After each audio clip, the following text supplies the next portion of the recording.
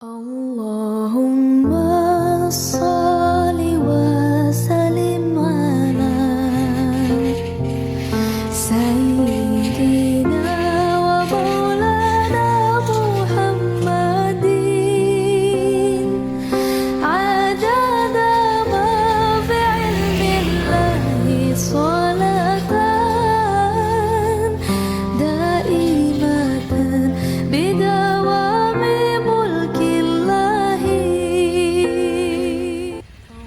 Allahumma salli wa sallim ala Sayyidina wa maulana Muhammadin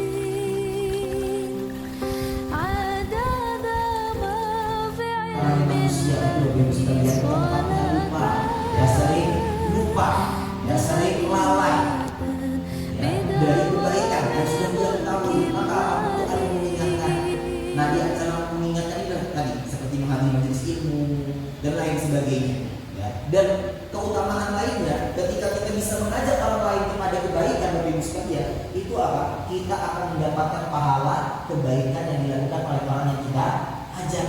Nabi Muhammad SAW pernah bersabda, "Man sanna sunnatan hasanatan falahu ajruha wa ajru man 'amila biha min ghairi an yanqusa min ujuriha aw min ujurihim syai'an." Siapa saja yang mengajak orang lain kepada kebaikan, maka dia yang mengajak itu akan mendapatkan pahala kebaikan orang yang mengerjakan kebaikan setelah dia ajak tanpa mengurangi ke pahala orang yang diajak tersebut. Artinya apa Bapak Ibu sekalian? Semakin banyak orang yang kita ajak kepada kebaikan, semakin banyak kita mendapatkan apa? Kiriman pahala-pahala dari orang lain. Ya, khususnya ketika apa? Kalau saat ini kita sudah diwafatkan oleh Allah Subhanahu wa taala. Tapi semasa hidup kita bisa mengajak orang kepada kebaikan. Ya Bapak Ibu sekalian, mengajak kepada kebaikan itu enggak harus ceramah. Enggak harus ceramah, ya ngajak sambil ngobrol, yuk kita ngaji di masjid, yuk kita sholat berjamaah di masjid. Ketika ada yang mau, itu sudah berdakwah kita, sudah mengajak kebaikan. Jadi jangan sampai kita pahami bahwa mengajak kebaikan itu hanya dengan ceramah, tidak. Ya, mengajak itu umum, ya, dengan cara apa bisa kita lakukan. Nah kemudian di akhir ayat Allah Subhanahu Wa Taala menyebutkan sebab yang keempat agar seseorang tidak menjadi termasuk orang-orang yang rugi adalah apa? Watawasau bis sabr. Yaitu apa? Hendaknya saling menasehati dalam kesabaran. Karena biasanya apa? Kalau kita sudah baik, mengajak orang baik, biasanya apa? Ada yang tidak senang dengan kita. Ada yang tidak senang, ada gangguan-gangguan yang datang kepada kita. Sebagaimana Nabi Muhammad SAW itu sudah baik, mengajak orang baik, kemudian apa? Akan muncul musuh-musuh yang musuhi beliau. Maka apa? Untuk menghadapi musuh-musuh ini apa? Kita butuh bersabar. Nah, Bapak Ibu sekalian yang dirahmati dan dimuliakan Allah Subhanahu wa taala, sabar juga kita diperintahkan untuk saling menasihati dalam kesabaran. Khususnya apa? Ada 3 bentuk kesabaran Bapak Ibu sekalian. Yang pertama, kesabaran ketika kita menghadapi musibah, mendapati ujian. Maka apa? Kita harus bersabar. Bagaimana cara bersabarnya? Caranya adalah dengan yakin seyakin-yakinnya bahwa musibah yang menimpa kita itu sudah dituliskan oleh Allah Subhanahu wa taala, sudah takdir Allah Subhanahu wa taala. Dan takdir Allah Subhanahu wa taala pasti yang terbaik untuk kita. Kemudian kita juga diperintahkan untuk sabar yang kedua.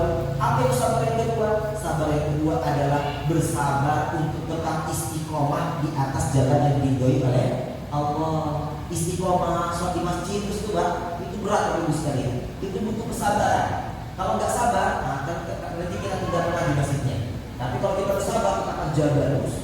Ketika nggak semangat, kita paksa pergi ke masjid terus sampai kita istiqomah, ya, untuk bisa berada di atas jalan yang diridhoi oleh Allah Subhanahu wa taala.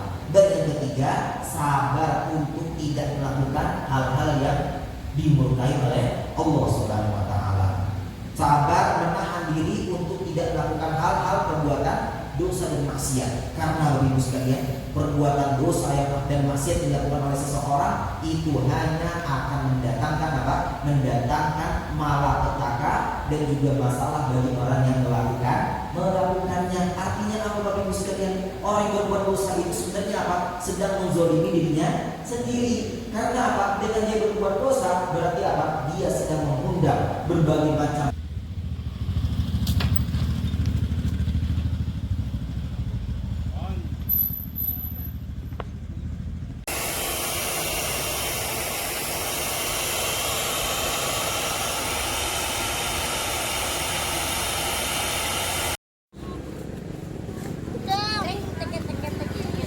Awas.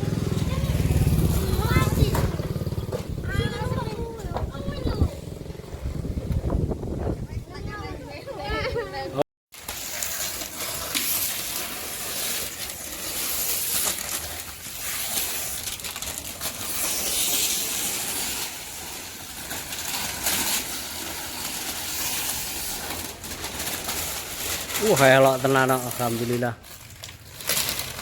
Alhamdulillah.